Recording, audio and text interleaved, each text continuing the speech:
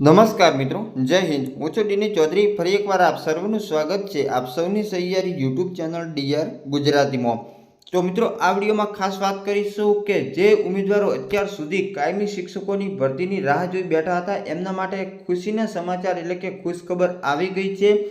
જે બિન સરકારી અનુદાનિત માધ્યમિક અને ઉચ્ચતર માધ્યમિક શાળાઓમાં આચાર્ય પસંદગી અંગેની જાહેરાત 2024ની જે પહેલી જાહેરાત છે 1/8/2024ના રોજ જે આવવાની હતી એ મિત્રો ફાઇનલી આવી ગઈ છે અને તારીખ 5/8/2024થી એના ફોર્મ ભરવાના પણ શરૂ થઈ જશે અને આ સંપૂર્ણ પ્રક્રિયા કે જે મેરિટ આધારિત મેરિટના ધોરણે જે જગ્યાઓ છે એ મિત્રો ભરવાની થતી હશે અને ભરતીને લઈને સંપૂર્ણ એની માહિતી જે છે તે તમને આપણી યુટ્યુબ ચેનલ ડીઆર ગુજરાતીમાં મળી રહેશે। તો એને સબસ્ક્રાઈબ કરવાનું ભૂલતા નહીં અને આગામી સમયમાં 1/9/2024ના રોજ જે આગામી ભરતી છે ઉચ્ચતર માધ્યમિકની, એના પછી માધ્યમિકની અને એના પછી પ્રાથમિકની ક્રમિક ભરતીઓ જે તારીખો છે એ મુજબ આવવાની પૂરેપૂરી શક્યતાઓ છે। તો એને લગતી સંપૂર્ણ અપડેટ મેળવશું અને સાથે સાથે જે આ ભરતીની જાહેરાત છે આપણી ટેલિગ્રામ ચેનલમાં અને વોટ્સઅપ ગ્રુપમાં મળી જશે। તો એમાં તમે સત્વરે એટલે કે તરત જ જોડાઈ શકો છો। તો ચાલો એના વિશે સંપૂર્ણ અપડેટ મેળવીએ। તો મિત્રો, વાત કરવામાં આવે તો ગુજરાત રાજ્ય માધ્યમિક અને ઉચ્ચતર માધ્યમિક શાળા આચાર્યની જે ભરતી માટેની પસંદગી સમિતિ કમિશનર શાળાની કચેરી વિદ્યા સમીક્ષા કેન્દ્ર દ્વારા આ ભરતીની જાહેરાત કરવામાં આવી છે।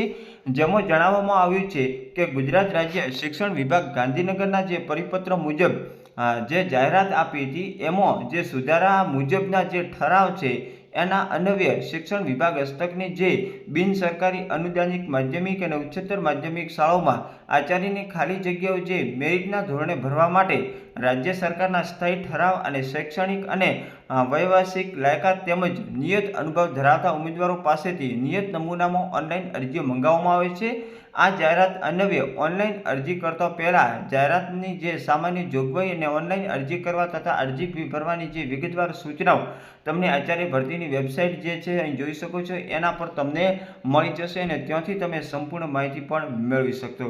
સાથે સાથે અરજી કરવા માટેની સમય મર્યાદાની વાત કરવામાં આવે તો જે ઉમેદવારો વર્ષ 2022માં HMATની જે પરીક્ષા આવે છે આચાર્ય માટે એ પરીક્ષામાં પાસ થયેલા ઉમેદવારોની આચાર્યની જગ્યા માટેની જે વેબસાઇટ છે GSERCની વેબસાઇટ ઉપર તમને જે સૂચનાઓ મૂકવામાં આવી છે એનો અભ્યાસ કરી 5/8/2024થી 17/8/2024ના રાત્રે 12 કલાક સુધી ફક્ત ને ફક્ત ઓનલાઈન અરજી કરી શકશો।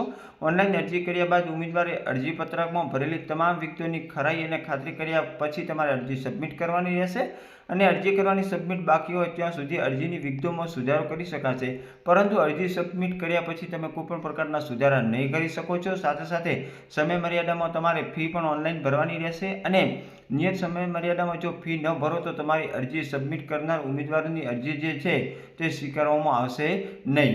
જાહેરાત સંબંધિત વિગતવાર જાણકારી અને સૂચનાઓ તમને વેબસાઇટ ઉપર મૂકવામાં આવશે અને આપણી ટેલિગ્રામમાં પણ મળી જશે। તેમજ ભરતી સંબંધિત તમામ સૂચનાઓ અને જે વખતના વેબસાઇટ ઉપર અપલોડ કરવામાં જે ઉમેદવારો અરજી કર્યા પછી વેબસાઇટની ચકાસણી પર કરવાની રહેશે।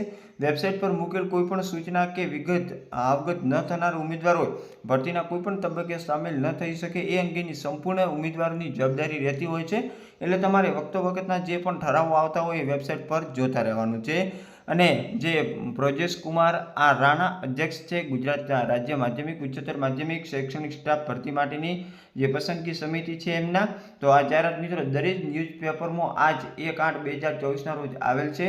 તો જે પણ મિત્રોએ HMATની પરીક્ષા ઉત્તીર્ણ થયેલ છે તમામ ઉમેદવારો આમાં એપ્લાય કરી શકે છે અને આગામી સમયમાં જે શિક્ષણ સહાયક અને વિદ્યા સહાયકની ભરતીની જાહેરાત પણ આવશે। ત્યારે ફરી મળીશું નવી અપડેટ સાથે।